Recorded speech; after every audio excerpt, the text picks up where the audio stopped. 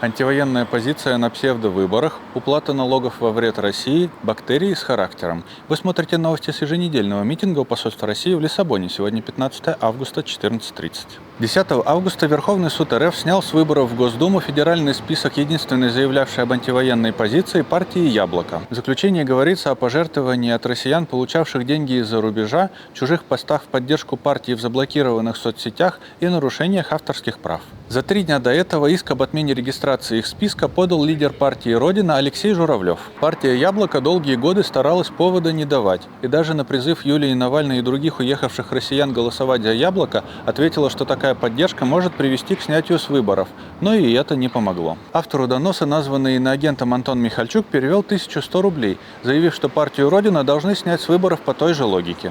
В Пскове тем временем заместителю председателя партии «Яблоко» Льву Шлосбергу запросили 12 лет и месяц колонии за репост публикации «Эхо Москвы» с обложкой Daily Mirror и дебаты, на которых он выступал за скорейшее прекращение огня. 12 августа издание «Медиазона» сообщило из зала Мосгорсуда, что 60-летнего Олега Варюхина обвинили в госизмене за уплату налогов в бюджет Украины. По словам адвоката Юрия Шеля, Варюхин с 1999 года жил в Украине и платил налоги как индивидуальный предприниматель.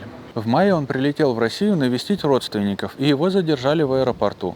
Российского паспорта у него нет, только паспорт СССР. 28 августа бывшего политзаключенного Ивана Любшина, о котором мы рассказывали в предыдущем выпуске, снова вызывают в суд в качестве подсудимого. Напомним, что его группа поддержки проводит сбор на визиты и работу адвоката. 11 августа Институт исследований и инноваций в здравоохранении Университета Порту сообщил о совместном исследовании ученых университетов Порту и Оксфорда о связи кишечных и ротовых бактерий со склонностью к импульсивности, манипуляциям и отсутствию эмпатии.